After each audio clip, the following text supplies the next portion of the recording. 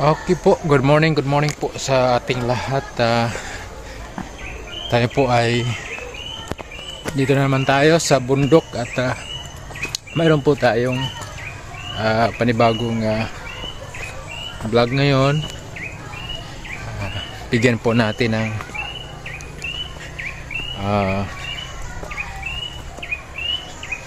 surprise si Janine.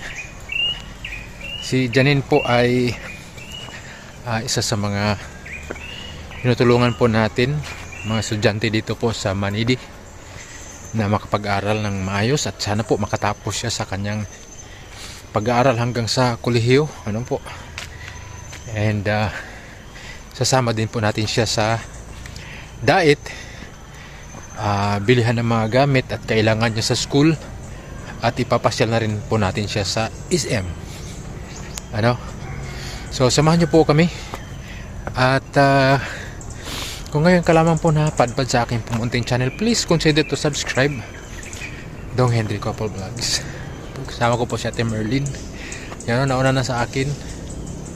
Oh, yun, lalakad. So ito po yung daan papunta po dito sa bahay nila ni Janine. Ayan. Thank you po sa mga taong tumulong at nagpaabot ng assistance para kay Janine. Mabuti na lang hindi po umulan ngayon at hindi madulas yung ating pong daan. Ano? So dito po tayo. Yan po yung bahay nila. Oh. Ayan.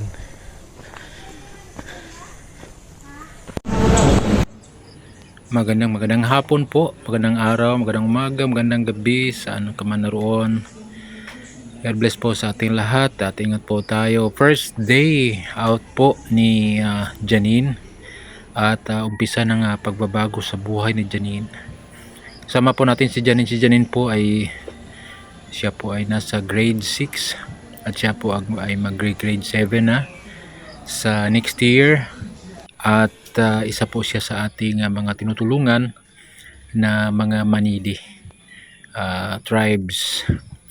And salamat po sa mga kaibigan na nagtitiwala para sa atin upang matulungan natin si Janine. Si Janine ay isa lang po sa 9 na estudyante sa village namin pong pinupuntahan, ano po. And siguro i-take ko na rin yun ng opportunity kung mayroon man sa atin na gusto mag-extend ng tulong, dahil hindi po namin mabigyan na lahat, ano po. So si Janine lang po muna ang ating binigyan ng focus, at si Janine po ay mag-aaral kasama po namin sa bahay. So first time po niyang pumasok sa ganitong tindahan, kaya marami din pong mga namangha po siya at tuwang-tuwa po siya, ano, na nakasama namin. Of course with permission ng kanyang mga magulang. So binilihan po siya ng mga gamit, personal na gamit, at siguro sa sunod ay gamit naman sa school.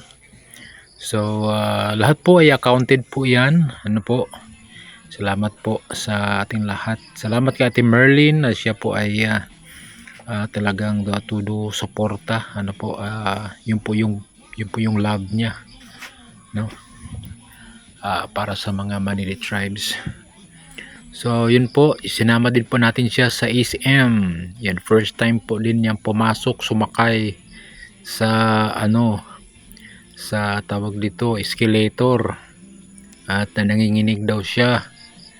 Ayan, pinasyal din po natin siya sa, of course, Jollibee. Pinasyal din po natin siya sa play zone. Ayan, naglalaro po kami doon. Ayan, so sana po ay makamit ni Janine ang kanyang pangarap na makatapos sa pag-aaral at makatulong sa kanyang mga magulang. And sana po ay makita po niya isang inspirasyon para po magpursigi sa kanya pong pag-aaral. Salamat po sa ating lahat. Salamat po sa inyong suporta kahit sa aking pong munting channel. Mayroon po tayong konting nakukuha at napupunta po sa Manili Tribes. No? Thank you po sa inyo at pagpalain po tayo ng ating pong Panginoon. So, enjoy watching po. God bless sa ating lahat. Of course, thank you sa mga na hindi nag-skip ng ads, at nag-share at mga nag-comment. Yung iba ay silent lang. Thank you po sa inyo. At sana po ay malayo tayo sa anumang uri ng mga karamdaman. God bless po sa ating lahat.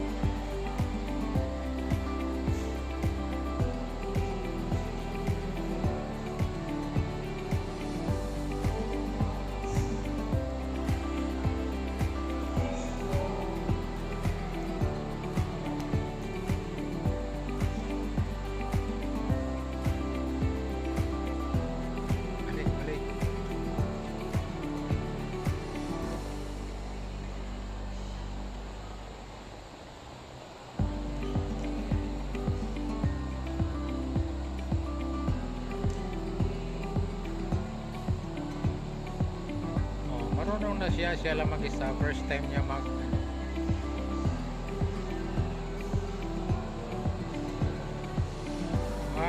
2, ready, go! Okay na?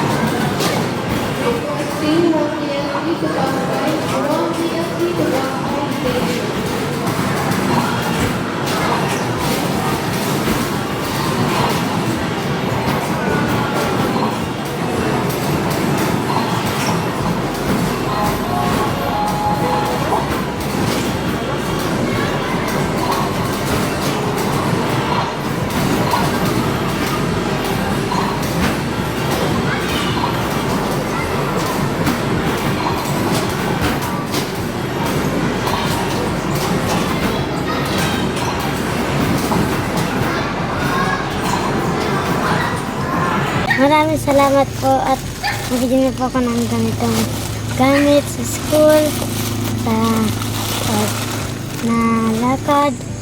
Maraming salamat po talaga. Yan lang po talaga. Maraming salamat.